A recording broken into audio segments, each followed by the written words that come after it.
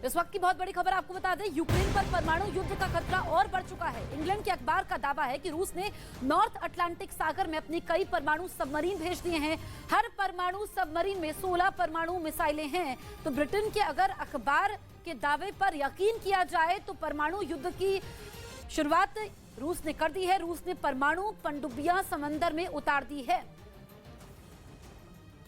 वहीं रूस की ओर से परमाणु हमले की आशंका के बीच फ्रांस ने परमाणु बमों से लैस पनडुब्बियों को समंदर में उतार दिया है।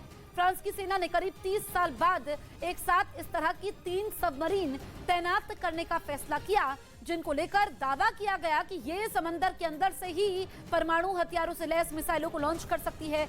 यही नहीं, परमाणु ऊर्जा से चलने वाली ये सबमरीन दुनिया में कहीं भी जा सकती हैं और महीनों तक पानी के अंदर छिपी रहती हैं।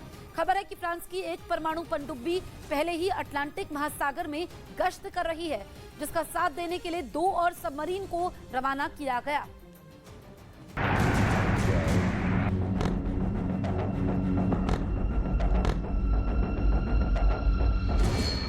पुतिन की परमाणु पनडुब्बी एक्टिव। युद्ध में परमाणु पनडुब्बी की एंट्री। परमाणु पनडुब्बी में 16 मिसाइल रेडी। पुतिन जल, थल और नभ से यूक्रेन को मिटाने का खाका तैयार कर चुके हैं, जिसका ट्रायल प्रेसिडेंट पुतिन ने जंग के 24वें दिन दिया। रूस ने यूक्रेन पर हाइपरसोनिक मिसाइलों से हमला किया। इसी के साथ ही पुतिन ने यूक्रेन के खिलाफ परमाणु हथियारों को इस्तेमाल करने का सिग्नल दे दिया। ब्रिटिश अखबार ने भी इसकी पुष्टि की है। अखबार का दावा है कि उत्तरी अटलांटिक सागर में कई परमाणु पनडुब्बी रवाना हो चुकी है। हर एक परमाणु पनडुब्बी में 16 बैलिस्टिक मिसाइल है।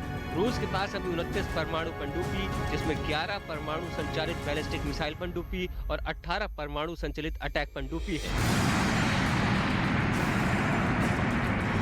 दुनिया का सबसे बड़ा परमाणु हथियारों का जखीरा रूस के पास है, जिसमें करीब 4447 परमाणु हथियार शामिल है। ये परमाणु हथियार एक सटीक जगह पर तबाही लाने के लिए काफी है। तो वहीं रूस की ओर से परमाणु हमले की आशंका के बीच फ्रांस ने परमाणु बमों से लैस पनडुब्बियों को समंदर में उतार दिया है। फ्रांस की सेना ने करीब 30 साल बाद एक साथ इस तरह की 3 सबमरीन तैनात करने का फैसला किया है। इन सबमरीन की खासियत ये है कि समंदर के अंदर से ही परमाणु हथियारों से लैस मिसाइलों को लॉन्च कर सकती है। यही नहीं, परमाणु ऊर्जा से चलने वाली ये सबमरीन दुनिया में कहीं भी जा सकती है और महीने तक पानी के अंदर छिपी रहती है। खबर है कि फ्रांस की एक परमाणु पनडुब्बी पहले ही अटलांटिक महासागर में गश्त कर रही है, जिसका साथ देने के लिए 2 और सबमरीन को रवाना किया गया है। फ्रांस ने शीत युद्ध यानी कोल्ड वॉर के आखिरी दौर में एक साथ इस तरह की 3 पनडुब्बियों को समंदर में तैनात किया था, जिनमें हर एक सबमरीन परमाणु बम से लैस 16 मिसाइलों को ले जा सकती है और हर मिसाइल में करीब 150 किलोटन की क्षमता का परमाणु बम लोड किया जा सकता है, जिनको करीब 8000 किलोमीटर की दूरी से दुश्मन के ठिकानों की ओर दागा जा सकता है। खबर है कि इन पनडुब्बियों को अटलांटिक महासागर के लिए रवाना करने से पहले फ्रांस ने परमाणु मिसाइलों का भी सफल परीक्षण किया। हालांकि पश्चिमी रक्षा विशेषज्ञों का मानना है कि रूस यूक्रेन को केवल धमकी देने के लिए न्यूक्लियर सबमरीन तैनात कर रहा है।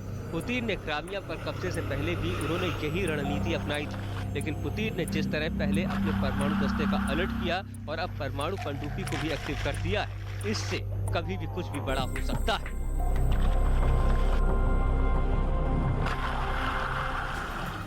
इस वक्त की एक और बड़ी खबर आपको बता दें, रूस ने अमेरिका पर यूक्रेन को परमाणु बम बनाने में मदद करने का आरोप लगाया है।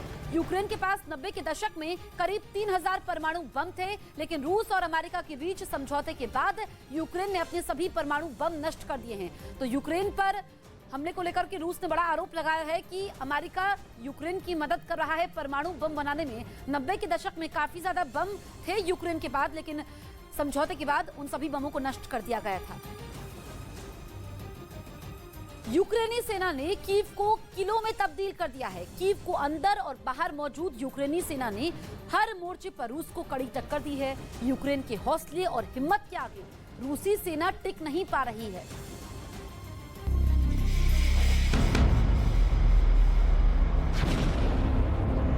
आज की तारीख में यूक्रेन की राजधानी कीव एक शहर कम और एक किला ज्यादा नजर आ रहा है।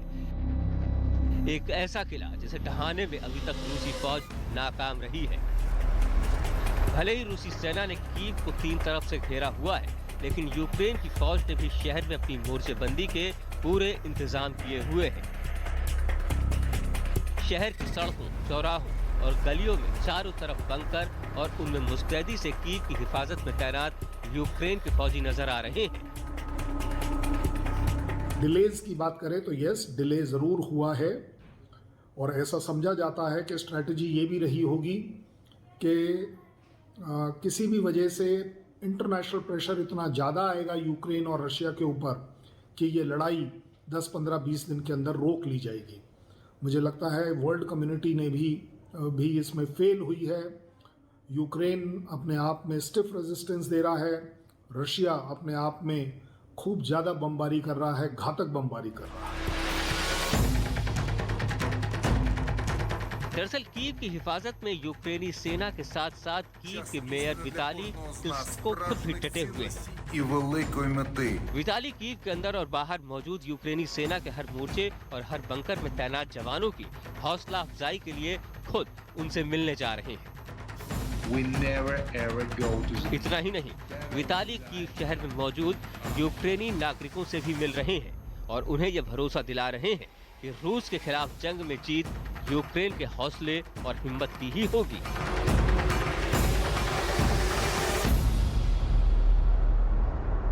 Дорогі кияни, місяць вже Україна протистоїть російському агресору. Вже місяць героїчно б'ються наші захисники. Ворог намагається знищити наші міста, вбиває мирних мешканців. Життя кожного українця перевернулось. Хтось зі зброєю в руках захищає країну, хтось втратив домівку і покинув рідне місто чи рідну країну, а хтось, найтрагічніше, втратив своїх рідних.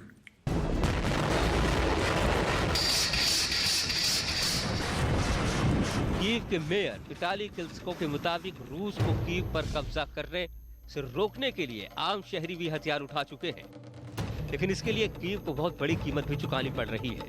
दरअसल रूसी सेना लगातार कीव पर बमबारी कर रही है, जिसकी वजह से पूरे शहर में तबाही और बर्बादी का ही मंजर नजर आ रहा है। У столиці загинули 75 мирних мешканців, з них 4 дитини, поранено 307 цивільних і 16 дітей. दरअसल कीव का मेयर बनने से पहले विताली क्लिचको पेशेवर मुक्केबाज रह चुके हैं। विताली 2014 से कीव के मेयर हैं। विताली के पिता सोवियत संघ की एयरफोर्स में मेजर जनरल थे। विताली की पत्नी नतालिया एक मॉडल है और उनके 3 बच्चे हैं। विताली साल 2006 से 2015 तक बॉक्सिंग के हैवीवेट चैंपियन रह चुके हैं। विताली ने अपने प्रोफेशनल बॉक्सिंग कैरियर में 47 बाउट्स लड़े। इनमें से उन्होंने 45 में जीत हासिल की और महज 2 बाउट्स ही हारे। विताली को बॉक्सिंग सर्किट में डॉक्टर आयरन फिस्ट यानी लोहे की मुट्ठी वाला डॉक्टर कहा जाता था। 2021 में विताली को international boxing hall of fame में शामिल किया जा चुका है। आज की तारीख में विताली क्लिचको एक बार फिर पूरी दुनिया के लिए एक मिसाल बन चुके हैं। एक ऐसी मिसाल जो कीव के बाशिंदों के अलावा पूरे यूक्रेन के नागरिकों को रूसी सेना के खिलाफ जंग लड़ने के लिए प्रेरित कर रहे हैं। І великої мети.